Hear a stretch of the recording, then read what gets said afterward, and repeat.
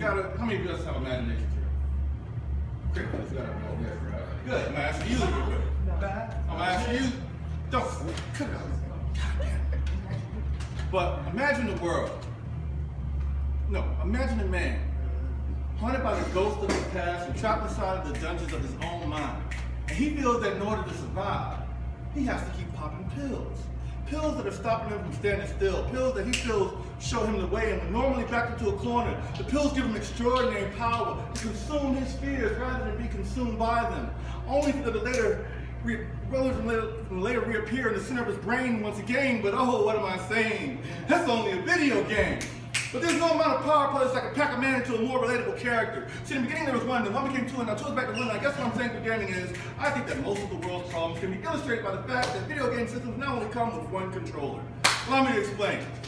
See, we work hard to buy ourselves and our kids these systems to replace the time we're not able to take for life because of how fast-paced it is.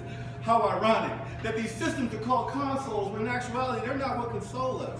See, back in the day, there was a friend who would come over to play, or whose house you go over to game and hang out, and in that moment, you weren't just friends. You were an unstoppable army of two, and you marveled at your ultimate alliance. But and even if it was a solo-based game, you can't tell me that Mario didn't work extra hard knowing Luigi was waiting to one-up him. But today's battlefield is different.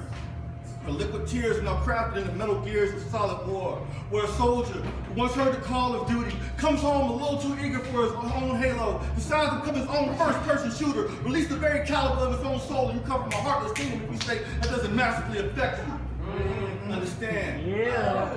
The reason why this game called life maddens so many is because it's not one that's easy to beat by yourself. And I don't expect everyone to get it. Maybe you don't feel neglected, but for some of us, the only one who checks on us is Netflix. I'm talking about movies. The reason why the first Tron movie was such a success and the 20-year sequel was such a flop is because by now, we've already gotten used to seeing people live inside their own video games.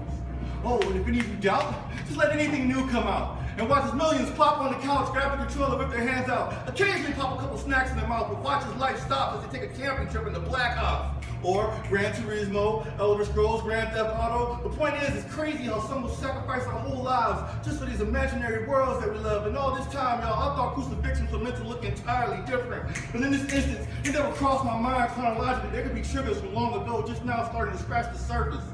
See, today's video games are just data crammed onto a CD, which is a far cry from what your life should actually be. If you get too scratched up, you get thrown away because no one sees your original value. Wouldn't it be nice if things were more like that old cartridge life? When someone cared enough about you to pick you up out of that hole, dust you off, and breathe life back into you just so you can reset. But see, that's not reality. Or maybe it's reality that failed us. Or maybe I don't know what to tell you, but there's a reason why Robin Williams named his only daughter Zelda. There's no cheat codes for reality.